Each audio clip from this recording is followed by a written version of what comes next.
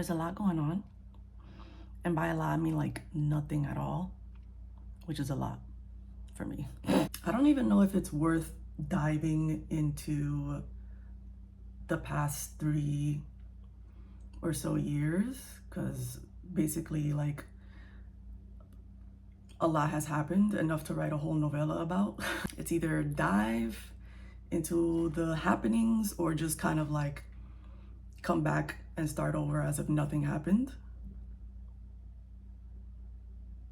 I don't know what anybody would be interested in hearing. What time is it? It's 8 a.m. Today is Friday, June 21st, 2024. Like, these years have just blended together so crazy. I don't know about y'all, but like I barely remember the last couple years pre-COVID. Is just like a mess. So like I'm thinking something happened in a certain year, but it was a whole nother year. I don't know if I'm the only one that feels this way. I'm like confusing my timeline so bad at this point. I don't even know what's happening anymore. Right now, I'm ultimately preparing for another so-called chapter in my life. In 11 days from today, I am about to have surgery to take out a tumor in my pituitary gland. Essentially, I've been diagnosed with Cushing's disease. Let's just jump into it, right? Might as well. I have a little tumor, a little bean in just under my brain, in my pituitary gland, which unfortunately over the past couple of years has completely wrecked my body to the point where I'm no longer working. And I didn't get diagnosed until like 3 months ago. In plain English, Cushing's disease is an overbuildup of cortisol in the body, aka the stress hormone, aka fight or flight. And so generally, this tumor in my head has been secreting this hormone basically 24/7 at such a high rate that it's just like completely physically destroying my body. So a lot of weight gain, a lot of acne, muscle wasting, fatigue, I'm tired all the time. Mental, cognitive health is just like going downhill very quickly. Osteoporosis of the spine. So if I even sneeze wrong, I could basically blow my back. Stairs are my enemy, I can tell you that. And it's gotten to the point where like I get very nervous using the stairs for any reason. Previously to where I'm living now, I had a duplex apartment and I had to move out because I couldn't handle going up and down the stairs.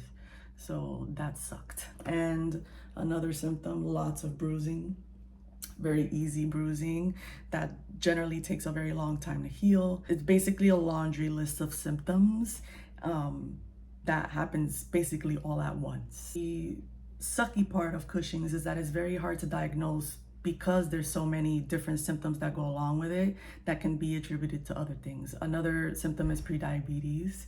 And so generally when you go to a doctor that doesn't specialize in Cushing's, it's very easy to dismiss individual symptoms and not see Cushing's as a whole. So if you suspect you have Cushing's, it's very important that you see an endocrinologist who specializes in that. Because if you go to your general doctor, they'll probably say, oh, you just have diabetes. Oh, you're just depressed. Oh, it's just PCOS. Oh, just get some Rogaine. Oh, just this. And instead of testing for Cushing's disease, there are very specific tests that you have to take to confirm Cushing's. They'll just kind of send you on your way with this little thing and your problem is not solved and you'll actually get worse over time. If it's not properly diagnosed and treated, mortality rate is pretty high due to complications that can arise from having Cushing's for so long and for the disease and for the symptoms to progress in a rapid state. So generally you don't really know you have Cushing's until it's kind of too late and shit is hitting the fan. Now my surgery is scheduled for July 2nd to get the little sucker out, Egyptian style, where they stick a couple things up my nose and pop it out from there. But that is currently where I am in terms of this journey through Cushing's.